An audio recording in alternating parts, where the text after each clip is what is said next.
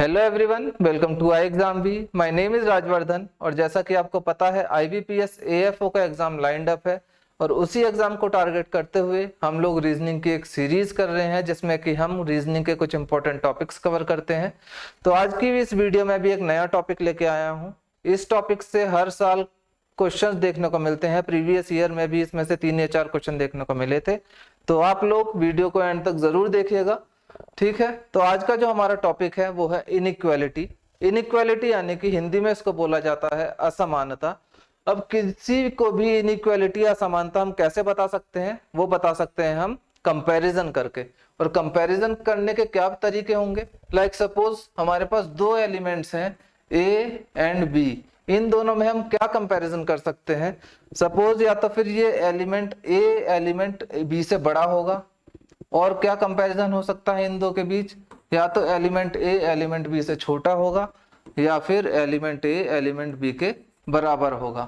तो ये तीन ही डेफिनेट पॉसिबल हमारे पास वो है, तीन डेफिनेट रिलेशन है जो हम बता सकते हैं इन दो के बीच कंपैरिजन करने के बाद, ठीक है। और अगर इन्हीं सिंबल्स को फिर हम क्या बोल देते हैं? ये होते हैं हमारे पास डेफिनेट सिंबल्स, ठीक है।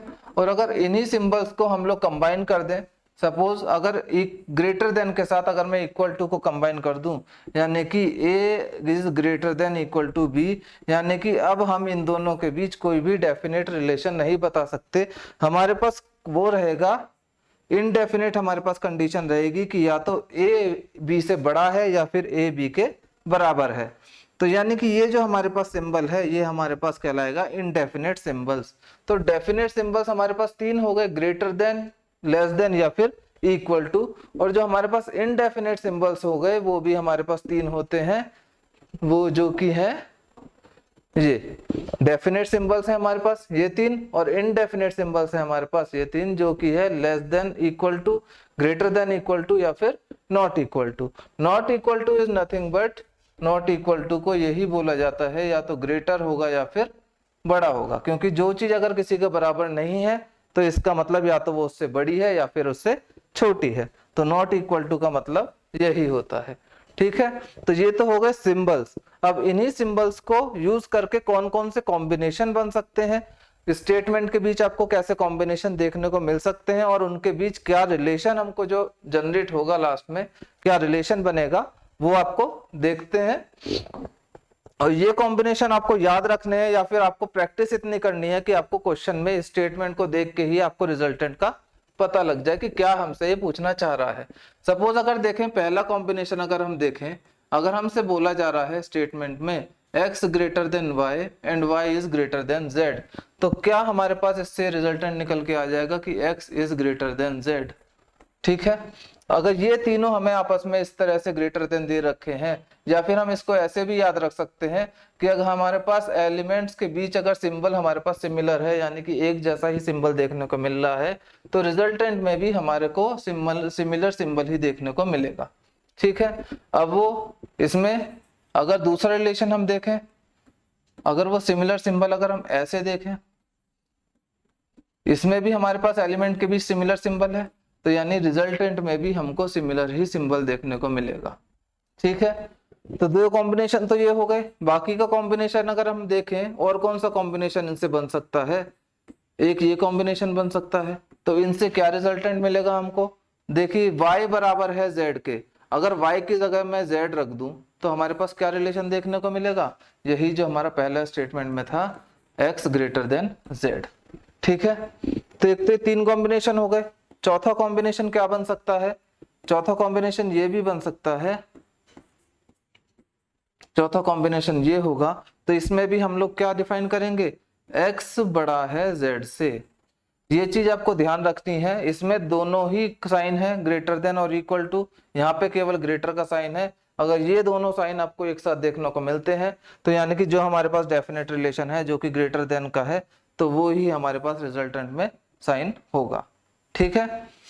जो पांचवा कॉम्बिनेशन हो सकता है, और क्या हो सकता है इनमें कॉम्बिनेशन, और कॉम्बिनेशन हो सकता है इनमें ये, तो इसका क्या रिजल्टेंट निकल के आएगा? इसमें जो रिजल्टेंट निकल के आएगा x greater than equal to z है। इसमें भी वही कंडीशन जो यहाँ पे थी, अगर z को y की जगह रख दें तो हमारे पास यही कॉम्बिनेशन देखने को मिलेगा, जो कि resultant x is greater than equal to z। तो ये कुछ कॉम्बिनेशन है जो आपको याद रखने हैं।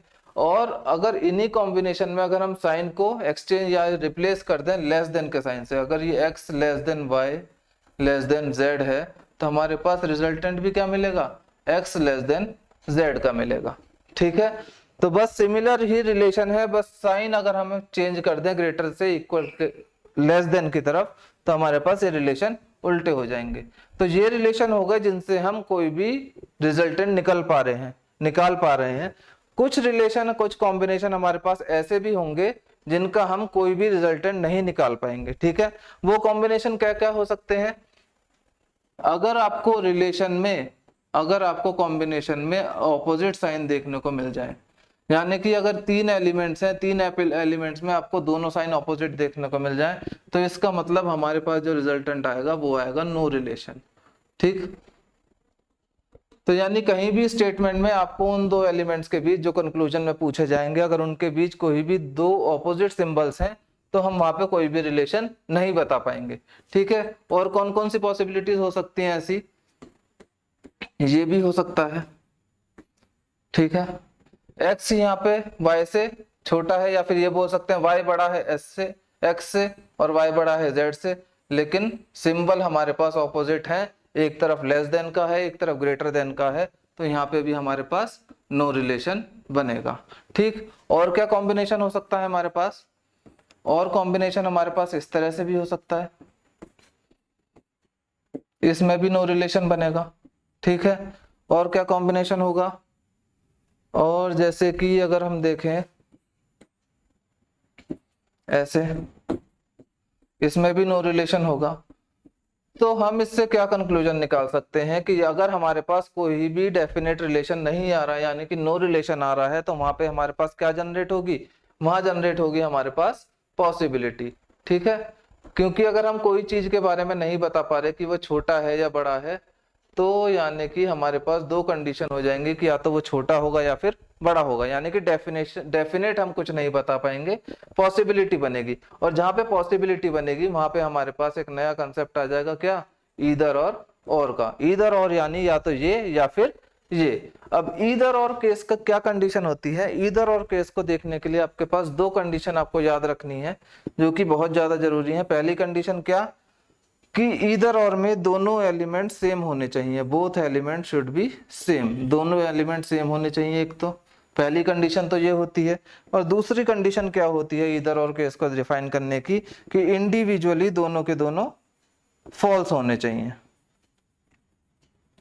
ठीक है, 2 एलिमेंट्स हैं, 2 कंक्लूजन है, तो वो 2 कंक्लूजन आप इंडिविजुअल अगर देखे जाए तो वो दोनों कंक्लूजन फॉल्स होने चाहिए और एलिमेंट सेम होने चाहिए, तो ही हम ईदर और का केस डिफाइन कर पाएंगे। ठीक है, तो चलिए ये था कंसेप्ट और ये थे कुछ कॉम्बिनेशन। अब इसी कंसेप्ट को हम क्वेश्चंस में पुट अप करके देखते हैं क्या वो फॉलो हो रहे हैं या नहीं हो रहे। ये स्टेटमेंट है, ये कंक्लूजन है। ऑप्शंस जो आपको देखने को मिलेंगे, या तो 1 फॉलोज होगा, 2 फॉलोज होगा, ओनली 1 फॉलोज, ओनली 2 फॉलोज, या फिर ईदर और। ये आपके ऑप्शंस होंगे इस तरीके से। 4th ऑप्शन जो होगा नीदर का, यानी कि नीदर 1 नॉर 2 फॉलोज। और जो 5th ऑप्शन होगा वो होगा आपका बोथ फॉलोज, यानी कि दोनों के दोनों स्टेटमेंट फॉलो करते हैं। ठीक है, इस तरह से आपको ऑप्शन देखने को मिलेंगे। तो पहला जो क्वेश्चन है, जो पहला स्टेटमेंट है, इसके बेस पे हमको कंक्लूजन 1 बताना है क्या ये ठीक है क्या नहीं है। डी लेस देन ए। ठीक है, देखिए डी और ए के बीच में हम सिंबल्स देख सकते हैं, ए से लेकर डी तक हमारे पास सिमिलर ही सिंबल है। ए बड़ा है डी से, यही हम इसको अगर पलट के लिख दें तो इसका मतलब यही है, और यही हमको स्टेटमेंट में दे रखा है, ए ग्रेटर देन डी, यानी कि स्टेटमेंट 1 तो कंक्लूजन 1 तो हमारा फॉलो हो रहा है। अब सेकंड कंक्लूजन देखते हैं, बी, क्या बी बड़ा है एफ से? बी और एफ के बीच में देखिए हमें ऑपोजिट सिंबल्स देखने को मिल रहे हैं। यहाँ पे ग्रेटर देन का है, यहाँ पे लेस देन का है, दोबारा से लेस देन का है, यानी कि बी और एफ में हम कोई भी रिलेशन डिफाइन नहीं कर सकते। इसका मतलब यहाँ पे कंक्लूजन नंबर 2 फॉलो नहीं करेगा, यानी इसका आंसर हो जाएगा ओनली 1 फॉलोज। ठीक है, नेक्स्ट क्वेश्चन की तरफ बढ़ते हैं। पहला कंक्लूजन दे रखा है के बड़ा है ई से, क्या के बड़ा है ई से? देखिए के यहाँ पे है, ई यहाँ पे है, तो के और ई के बीच में हमें ऑपोजिट सिंबल्स देखने को मिल गए यहाँ पे, तो इसका मतलब हम इसको कोई डिफाइन नहीं कर सकते, डेफिनेट रिलेशन।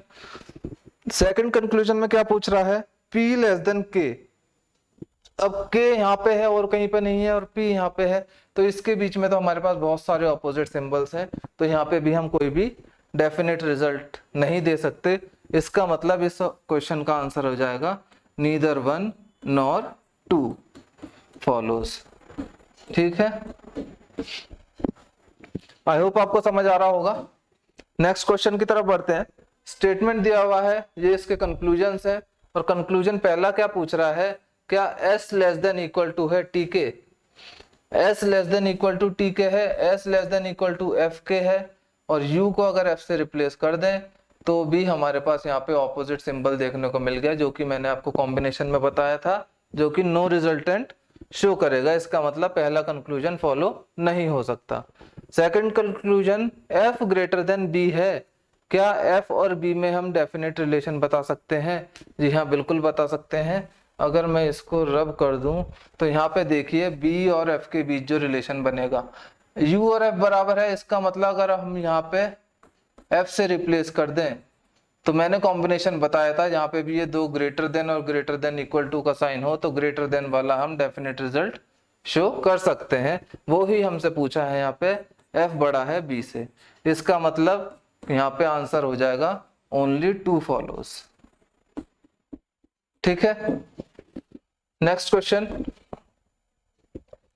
स्टेटमेंट दिया हुआ है और रिलेशन पूछा है d और n के बीच में, d greater than n, d यहाँ पे है, n यहाँ पे है, ऑपोजिट सिंबल्स क्या मिले देखने को यहाँ पे, इसका मतलब पहला कंक्लूजन फॉलो नहीं होगा। दूसरा conclusion d greater than a तो n के भी बाद है, तो यहाँ पे हमारे पास ऑपोजिट सिंबल पहले ही मिल गया था, तो यहाँ पे भी neither one nor two follows. ठीक, तो 4 क्वेश्चंस कर चुके हैं हम, आई होप आपको समझ आया होगा। अगला क्वेश्चन देखते हैं। जैसे कि ये क्वेश्चन आ गया ईदर और बेस पे, स्टेटमेंट दिया हुआ है, 2 स्टेटमेंट है, और जरूरी नहीं है कि आपको सिंगल स्टेटमेंट में ही क्वेश्चन मिलेगा, मल्टीपल स्टेटमेंट के क्वेश्चंस भी हो सकते हैं। वो मल्टीपल स्टेटमेंट को हम अलग कैसे दिखाएंगे? इस सेमीकोलन से। ठीक है, अब जैसे हमसे यहाँ पूछ रहा है E ग्रेटर देन L है, क्या E ग्रेटर है L से? C और L आपस में बराबर हैं, अगर मैं C को L से रिप्लेस कर दूं, और यहाँ पे जैसे मैंने बताया था कि अगर कॉम्बिनेशंस में सिमिलर सिंबल्स हमको मिलते हैं स्टेटमेंट में, तो हमारे पास रिजल्टेंट में भी सिमिलर सिंबल मिलेगा, यानी कि ये हम बता सकते हैं ग्रेटर देन इक्वल टू। लेकिन हमसे यहाँ पूछ रहा है E ग्रेटर देन इक्वल या E ग्रेटर देन L, तो यानी पहला कंक्लूजन तो फॉल्स हो गया। और क्या E L के बराबर है? E L के बराबर भी नहीं है, तो यानी कंक्लूजन 2 भी फॉल्स हो गया। यानी कि ईदर और केस की जो हमारे पास दोनों पॉसिबिलिटी थी वो हम यहाँ पे हम बता पा रहे हैं। एलिमेंट्स दोनों के सेम है, बोथ एलिमेंट्स आर सेम, और दोनों के दोनों इंडिविजुअली फॉल्स भी हैं, तो इसका मतलब यहाँ पे जो आंसर आएगा वो आएगा ईदर 1 और 2 फॉलोज। ठीक है, आई होप आपको समझ आ गया होगा। बढ़ते हैं नेक्स्ट क्वेश्चन की तरफ। नेक्स्ट क्वेश्चन ये रहा, इसमें देखिए मल्टीपल स्टेटमेंट यानी कि 2 स्टेटमेंट में ये क्वेश्चन है। कंक्लूजन हमसे पूछ रहा है J ग्रेटर देन M। अब यहाँ पे हम देखो कंबाइन कैसे करेंगे इन स्टेटमेंट को, J यहाँ पे है, M यहाँ पे है, और बीच में सेमीकोलन है, तो हम रिलेशन कैसा बनाएंगे J और M के बीच में? पहले हम देखेंगे J और C के बीच में क्या रिलेशन है। ठीक है, क्योंकि C ही है M से जो कनेक्ट कर रहा है, और C ग्रेटर देन है M से। ठीक, अब हमारे पास सिमिलर एलिमेंट्स, मतलब एलिमेंट्स के बीच सिमिलर सिंबल मिल गया, तो हम यहाँ पे डिफाइन कर सकते हैं J ग्रेटर देन M, वो ही हमसे पूछ रहा था, यानी कंक्लूजन 1 फॉलोज। नेक्स्ट कंक्लूजन क्या है? U लेस देन D के है, क्या U लेस देन D है? और अगर इसको देखें D ग्रेटर देन U भी पढ़ सकते हैं, तो देख सकते हैं हम D और U के बीच कैसे रिलेशन बनेगा। D और U के बीच भी हम रिलेशन कैसे कनेक्ट कर सकते हैं? C के थ्रू ही कर सकते हैं। यहाँ पे देखिए सिमिलर सिंबल है, तो इसका मतलब D ग्रेटर देन C होगा, और C ग्रेटर देन U हमें यहाँ पे दे रखा है, तो यही हमसे पूछ रहा है, यहाँ पे भी सिमिलर सिंबल, और यही हमसे क्वेश्चन में पूछा गया था, यानी कि यहाँ पे जो आंसर हो जाएगा वो हो जाएगा बोथ फॉलोज। ठीक है, बढ़ते हैं अगले क्वेश्चन की तरफ। ये है अगला क्वेश्चन, स्टेटमेंट दिया हुआ है, कंक्लूजन पूछा है u ग्रेटर देन q, क्या u q से बड़ा है। देखिए वो जो कॉम्बिनेशन मैंने आपको शो करे थे उससे आप पता लगा सकते हैं, यहाँ पे तीनों सिंबल हैं लेकिन सबसे बड़ा सिंबल हमारे पास क्या है, ग्रेटर देन का, जो कि हमको दिख रहा है। तो हम बता सकते हैं यहाँ पे u ग्रेटर है किसके, q के। और अगर इसको भी हम कंबाइन कर दें, b और s आपस में बराबर हैं, तो हम इसको ऐसे भी लिख सकते हैं, कैसे, वैसे लिखने की जरूरत है भी नहीं, अगर s u और q में हम ऐसे भी बता सकते हैं। ठीक है, नेक्स्ट स्टेटमेंट, मतलब नेक्स्ट कंक्लूजन क्या पूछ रहा है हमसे, s less than equal to z, क्या s less than equal to z है। देखें s less than equal to z, s यहाँ पे है, z यहाँ पे है, दोनों के बीच में ऑपोजिट सिंबल्स हमको दिख रहे हैं, तो यहाँ पे हम कोई भी डेफिनेट रिलेशन नहीं बता सकते, यानी कि ये फॉल्स है। स्टेटमेंट 1 फॉलो कर रहा था हमारा, यहाँ पे आंसर हो जाएगा ओनली 1 फॉलोज। ठीक है गाइज, तो ये कुछ क्वेश्चंस थे, ये क्वेश्चन है, आप इसका आंसर कमेंट सेक्शन में दीजिएगा। आई होप आपको कंसेप्ट समझ आया होगा और क्वेश्चंस भी आपको प्रैक्टिस कर ली होगी। तो आप इसी कंसेप्ट पे बेस बाकी क्वेश्चंस की प्रैक्टिस कीजिए, ज्यादा से ज्यादा मॉक टेस्ट अटेम्प्ट कीजिए और अपनी प्रैक्टिस को अच्छा बनाइए। और आप अगर हमारे साथ जुड़ के इस एग्जाम की तैयारी करना चाहते हैं तो आप एनरोल करा सकते हैं इस कोर्स में, जिसमें कि ये ऑफर चल रहा है फ्लैट 42% ऑफ का। इस ऑफर को आप अवेल कर पाएंगे ये कोड यूज करके, जो कि है BEE42। ठीक है, बाकी की जानकारी के लिए आप वेबसाइट पे विजिट कर सकते हैं www.iexamb.com, या फिर इस नंबर पर कॉल करके सारी जानकारी ले सकते हैं। ठीक है, तो आई होप आपको आज की वीडियो अच्छी लगी होगी। आप ज्यादा से ज्यादा शेयर कीजिए इस वीडियो को, और मिलते हैं अगली नेक्स्ट वीडियो में हम नए टॉपिक के साथ। तब तक के लिए ख्याल रखिए और पढ़ते रहिए।